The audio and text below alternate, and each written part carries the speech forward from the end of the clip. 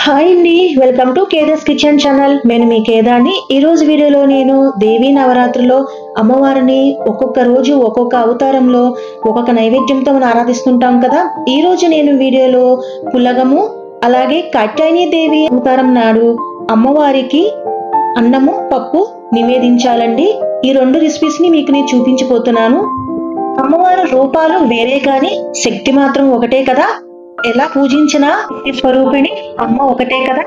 So అమ్మవారికి నేను ఈరోజు రెండు రెసిపీలను మీకు చేసి చూపించబోతున్నాను. ముందుగా నేను పులగాన్ని చూపించబోతున్నానండి.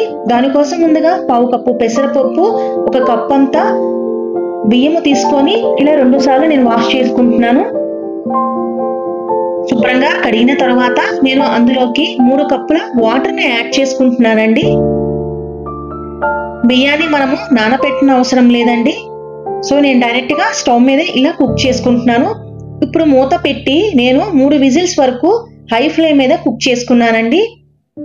మీకు తీసి చూపిస్తున్నాను చూడండి. ఇప్పుడు మనకు పులగం రెడీ అయిపోయింది కదా. అందులో సరిపడా ఉప్పు వేసుకున్నానండి.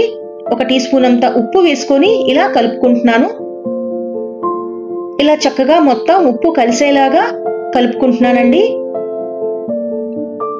ఆ తర్వాత నేను ఒక బౌల్లో వేసుకుంటున్నాను. చాలా ఈజీగా పులగం రెడీ చేసేసుకున్నాం కదా.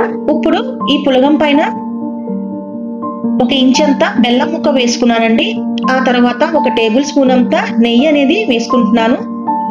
ఇప్పుడు మనకి అమ్మవారి మహా నైవేద్యం పులగం రెసిపీ అనేది ప్రసాదం రెసిపీ రెడీ అయిపోయింది కదా. సో తప్పకుండా మీ నవరాత్రుల్లో ఈ నైవేద్యాన్ని మీరు తయారు చేసుకుంటారు కదా. చాలా తేలికే కదండి. ఆ తర్వాత మరొక నైవేద్యం కోసం 4వ రోజు కాత్యాయని దేవి అలంకరణతో అమ్మవారిని పూజిస్తాం కదా. ఆ రోజు అమ్మవారికి ముద్దపప్పు అన్నము నివేదించాలండి. దానికోసం ముందుగా నేను 1 కప్పు వరకు కందిపప్పు తీసుకొని ఇలా బాగా శుభ్రంగా కడుక్కుంటున్నానండి. ఆ తర్వాత అందులోకి నేను 1 కప్పు అంత వాటర్ యాడ్ చేసుకొని మీడియం ఫ్లేమ్ మీద 4 to 5 విజిల్స్ వరకు వచ్చే వరకు కుక్ చేసుకున్నాను. ఇప్పుడు మనకి కందిపప్పు ఉడికిపోయింది కదా. అందులో సరిపడా ఉప్పు వేసుకొని ఇలా మ్యాష్ చేసుకుంటున్నానండి. చక్కగా నేను ఈ కందిపప్పుని ఇలా మ్యాష్ చేసుకుంటున్నాను. కాకుండా మెత్తగా అయిపోయే వరకు మ్యాష్ చేసుకుంటున్నానండి.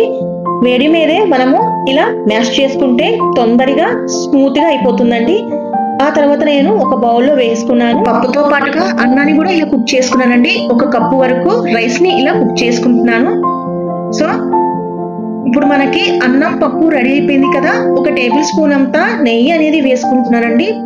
తప్పకుండా అమ్మవారి ప్రసాదంలో నెయ్యి అనేది నివేదించాలండి. 4వ రోజు ప్రసాదమైన కాత్యాయని దేవి అలంకరణప్పుడు మనం అమ్మవారికి ఇలా అన్నం పప్పుతో నైవేద్యాన్ని నివేదించవచ్చండి.